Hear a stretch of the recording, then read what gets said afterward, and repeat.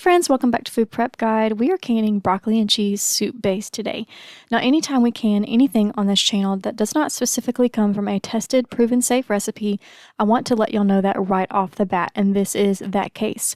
While this soup is going to follow canning safety guidelines in every way, it isn't going to follow a tested, published recipe because it's not recommended by the powers that be in the canning world to can broccoli.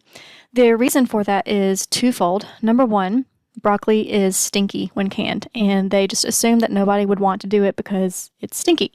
That's not an issue with this soup because, as you can see in these jars, the broccoli is a small amount, and it's mixed with several other ingredients, and all of those ingredients combined help it to not be a very stinky soup. The second reason why broccoli is not recommended to be canned is because it breaks down into a mush.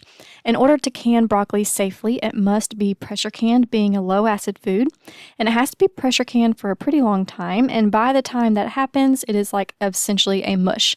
But this is a soup, so that is no problem for us, and so for those two reasons, those are not safety concerns when it comes to canning. It is simply quality concerns, and when you put those two things together, it is not an issue with this particular soup. But I would consider this a intermediate to more experienced canning recipe, so I just wanted to let y'all know that right off the bat.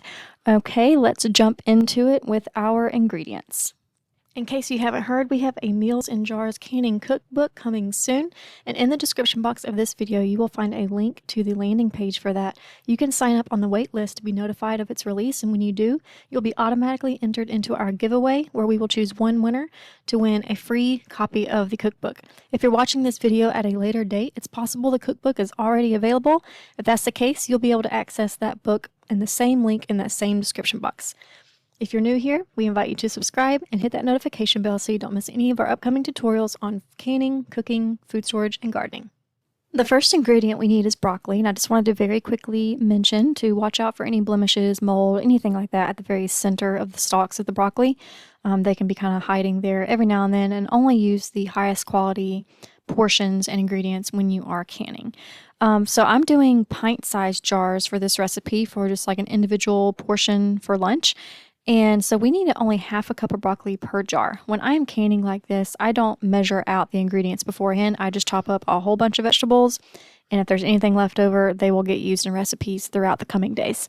So I just chopped up all the broccoli that I had and then moved on to carrots. Now the carrots for canning must be peeled before they are canned. It's because they're a root vegetable, and the bacteria botulism lies in the soil.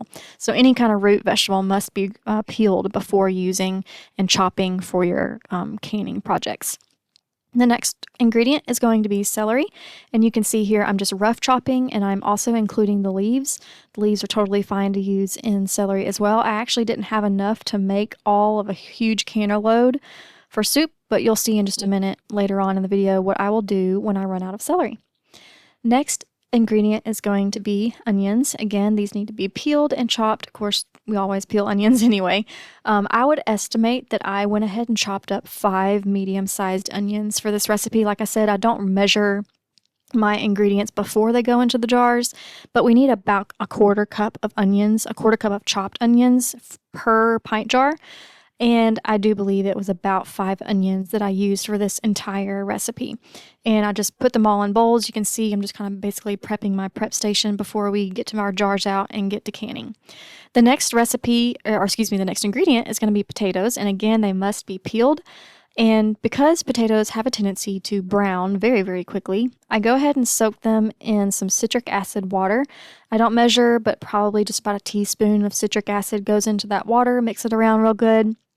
And as I peel my potatoes and chop them, I will put them in that water, and that citric acid is just enough. It's just a tiny amount. It's not going to make the potatoes or the soup, the end product, taste weird. It is just a slight enough amount to slightly acidify those potatoes and keep them from turning brown while I'm chopping all the others, because it takes me a while to peel and chop potatoes. I hate using those vegetable peelers, and so I have a tendency to move a little bit slow that way. But I wanted to show you about the size of the potato chunks. I cut them into thirds. These are about medium to large potatoes. I cut them into thirds, and then I cut those into thirds. And basically, this is the size that I'm going for. Probably 2 inches, I would estimate, kind of chunks. And then into the water they go, where they will stay nice and bright for me.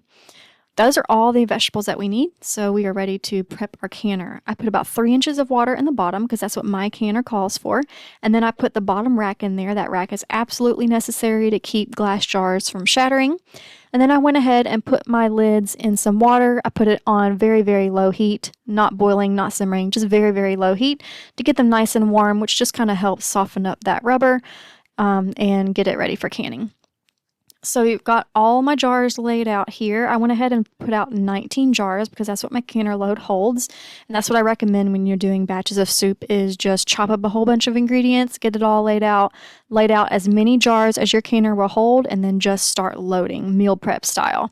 That's just kind of the way that I have found it to be easiest and go the smoothest. So for each jar, we need a 1/4 cup of carrots per jar.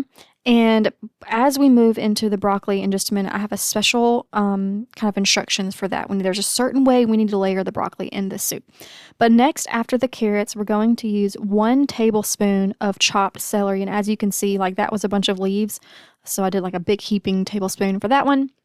But I mentioned earlier that I didn't have enough celery to stretch for this whole load of soup.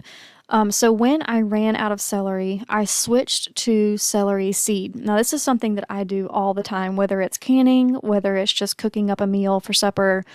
If I am out of celery and I really, really, really need that celery flavor, like chicken and dumplings come to mind, I do not want to make chicken and dumplings without that celery flavor, then I will just simply substitute it for a 1/4 teaspoon of celery seed.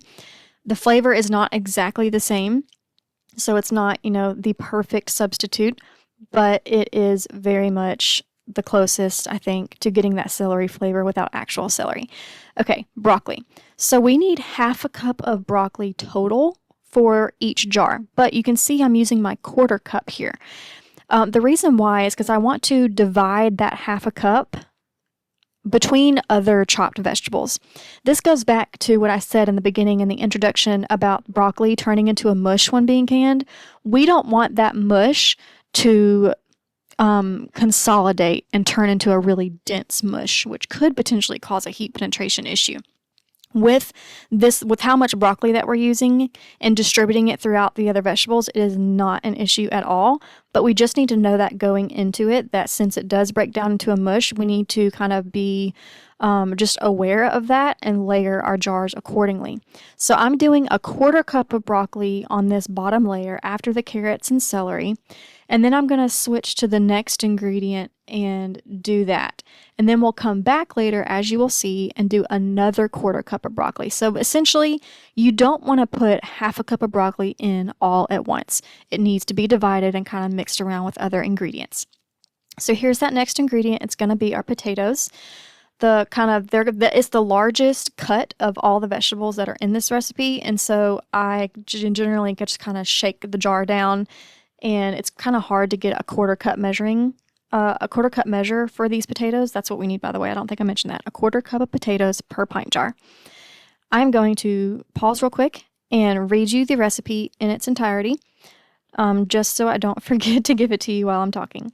1/2 cup of broccoli, 1/4 cup of carrots, 1/4 cup of potatoes, a 1/4 cup of onions, 1 tablespoon of celery, and 1 tablespoon of chicken bouillon powder, and top it off with water, which you will see. You can see the potatoes are not browning at all, which is fantastic. That's exactly why we use the citric acid. But anyway, I was trying to describe how it's kind of hard to get a 1/4 cup of potatoes when they are chopped this large, and it kind of comes out to 3 to 4 pieces, essentially. You see me kind of dipping my hand in here. I didn't drain off the water because I knew that I was going to have more potatoes left over, and I wanted it to sit in the fridge in that water until I was ready to use them for like a roast the next day. So I'm just trying to dip the water out with my hand and then put the chunks into the jar.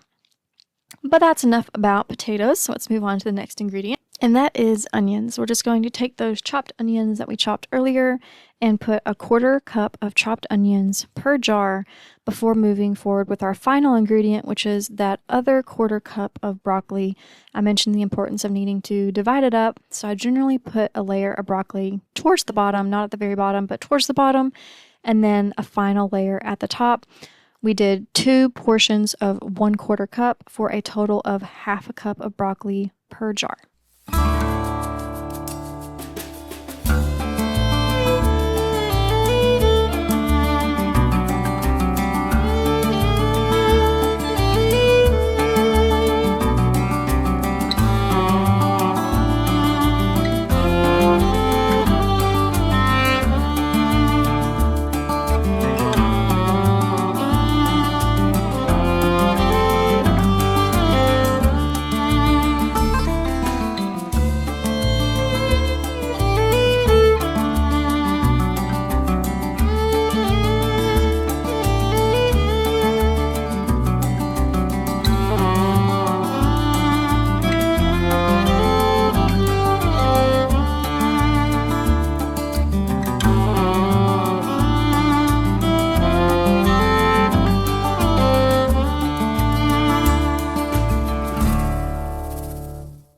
The next thing I do is take my debubble tool, even though I'm not really debubbling during this step, but what I'm doing is basically just trying to shake all the ingredients down and get them all to where there are not so many large air pockets, because all of these vegetables are very roughly chopped, some of them very large like the potatoes, other than very small like the celery, and I'm basically just using this debubble tool to get all those vegetables kind of down towards the bottom before moving on with the seasonings.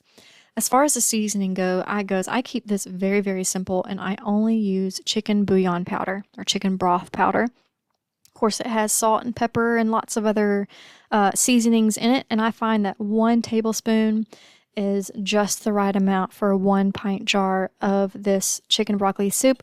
This chicken broccoli soup was actually something that I found in an old cookbook years ago. It was our all-time favorite broccoli and cheese soup, and I thought, you know what? I would love to have this more often. I just can't make it from scratch super often because it is kind of tedious. How can I turn this into a soup base? So it's not safe to can dairy or thickeners, so I can't put my roux in there. I can't put my cheese in there. So I left that out and figured out how to do just the vegetable portion inside the very, very flavorful broth. And this is the recipe that you see here. So 1 tablespoon of the chicken broth powder per jar, and then just top it off with water to 1-inch headspace. Now I'm going through and actually debubbling and getting all those little air pockets out and making sure that we are ready to go before moving forward with the canning process. The next step is to wipe our rims, make sure there's not any residue on the jars. You notice that I didn't even use a canning funnel with these. That's because there just really is there are no messy ingredients in this recipe. Nothing sticky, nothing sugary, nothing syrupy. But I'm still just going to wipe the rims really well and make sure there's no little pieces of little chopped vegetables on that rim. And then we are ready to place our lids. Remember that they have been sitting on the stovetop in warm water. Getting ready. Pay attention to what your lid company says. The ball lids now say do not pre-warm their jars or pre-warm their lids, just put them straight on the jar. But these are 4 jars lids, so we do still warm them up. After that, we just need to put rings onto fingertip tight, and hopefully you can see here what I mean by fingertip tight in case you're brand new. Basically, you go to the point of resistance and stop there, or just a very slight quarter turn more, and then they are ready to go into the canner. Because this is a raw pack recipe, meaning we are not cooking anything first, I do not have my canner on. So the water is room temperature. I can totally touch it without burning myself. I don't even have the canner on. I don't have the stovetop on yet. This is an all-American canner, which can be double stacked. You just need another rack in between your layers of jars. So I double stacked them and continued to layer properly until it was completely full. And then I put the lid on. If you are using your all-American canner for the very first time, remember to get some olive oil and kind of rub that rim like your manual states to get a good solid seal on your rim. It doesn't have a gasket like the Presto canners do. So the next step is just you screw down the lids, or what are these called? Knobs? screw down the knobs, make sure they're nice and tight. And then I finally bring turn the stove on and put it up to high heat and get ready for the next processes to happen. I didn't remove the sound from this clip because I wanted you to hear that steady stream of steam coming out. Once you hear that, you can set your timer for 10 minutes as you saw me do. Once the 10 minutes are up, you can place the weight on as you just saw. Once it starts jiggling, like you see here, you're ready to start your processing time. These pints need to process for 75 minutes at 10 pounds of pressure.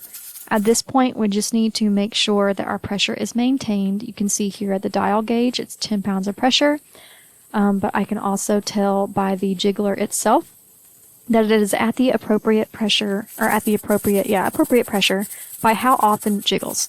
You want that weighted jiggler, or that weighted weight, or also known as a weight gauge, to jiggle and dance like this 3 to 4 times per minute.